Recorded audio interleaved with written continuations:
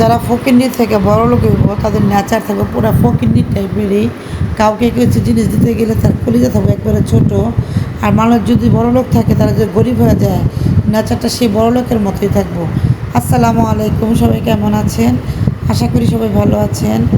আমি আল্লাহর রহমতে ভালো আছি। প্রতিদিনের মতো নতুন একটি ভিডিও নিয়ে আপনাদের মাঝে হাজির হলাম। এটা হচ্ছে আপনার ভাইয়া যেখানে কাজ করে ভোরে সূর্য উঠতেছে, আমি বলতেছে একটা ছবি দিও। পরে ও আমাকে ভিডিও করে পাঠাইলো। আর দেখেন কি সুন্দর সূর্যটা উঠতেছে। এখানে সকালে নাস্তা খাবো, নাস্তা খেয়ে মেয়ের সেমিস্টারে টাকা দিব। আমার ছোটো ভাইরা বলতেছে টাকাগুলো একটু গুনা দাও।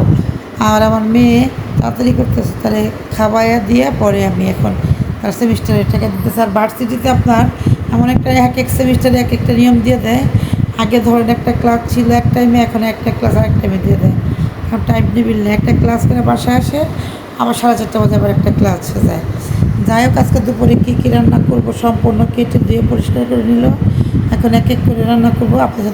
এই পৃথিবীতে খারাপ মানুষের জয় বেশি, ভালো মানুষের জয় কম। খারাপ মানুষের পিছে থাকবে হাজার হাজার মানুষ, আর ভালো মানুষের পিছে একজনও থাকবে না।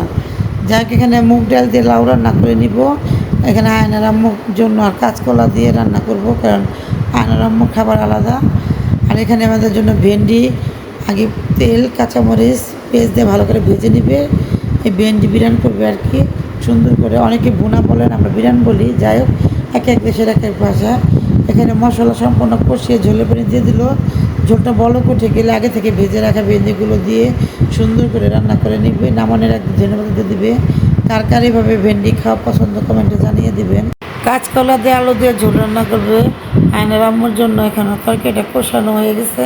আমি এখানে সামান্য পানি দেবো, ভালো করে কষাই নিব। তরকারিটা যত কষাবেন খেতে ততটা ভালো লাগে। কাঁচকলা অনেকে খেতে চায় না, কাঁচকলা আমার কাছে খুবই ভালো লাগে। ঝোলের পানি দিয়ে দিলাম। এখন আম্মারে বলতেছি দুটো মাছের টুকরা দিয়ে দাও, কি না। আর আমার মেয়েকে বার্থডে উপলক্ষে ওর বান্ধবীরা এগুলো গিফট করছে ভার্সিটি থেকে, অনেক কিছু দিছে। আমি কিছুটা কিছুটা দেখাইলাম। আর এখন আবার বলতেছে আম্মা সুপেসটা কত সুন্দর।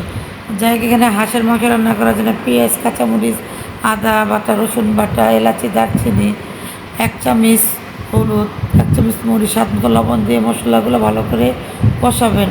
যখন মশলা ভালো করে কষানো হয়ে যাবে তখন আগে থেকে ধুয়ে রাখা হাঁসের মাংসগুলো দিয়ে ভালো করে কষাতে কষাতে তেল উঠে যাবে, তখন ঝোলের পানি দেবেন। এভাবে করে হাঁস রান্না করে খেয়ে দেখবেন, অনেকটাই ভালো লাগে। আমি এভাবে হাঁস রান্না করি সবসময়, আমার কাছে খুবই ভালো লাগে। এখনকার যুগের কিছু কিছু ফ্যামিলিতে মা বাবাকে আপনার খাবার খাওয়াইতে অনেকে কষ্ট লাগে, কিন্তু বাবা মা শুধু খাবারই খাওয়াবি কেন, বাবা মার বাড়তি করে কত খরচ থাকে না।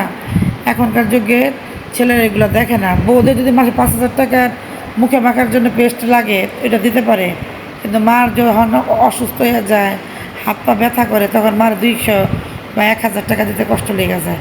এই ধরনের এরকম ছেলেরা অহরহ ঘরে আছে, মুখে মধু দিয়ে কথা বলবো। আর বাবা মার কিছু চাইলে কেবো কি টাকা পয়সা নাই। আর বউ কিছু যেতে গেলে দুনিয়া মানে কি মানে নিজের শরীরে রক্তবিদ চাইলে বউর টাকাগুলো দিয়ে রেডি করে। তো এগুলো কেমন পুরুষ পোলা, এই সমস্ত পুরুষ পোলাদের কী করা উচিত কমেন্টে জানিয়ে দিবেন। যাই হোক, এখানে সবাই মিলে দুপুরে খাবার দাবার খেয়ে নিলাম। পুরো ভিডিওটা দেখতে থাকুন। তাবাসসুমকে বললাম একটু নাচানাচি করো, মানে কি সুন্দর নাচটা দেখেন।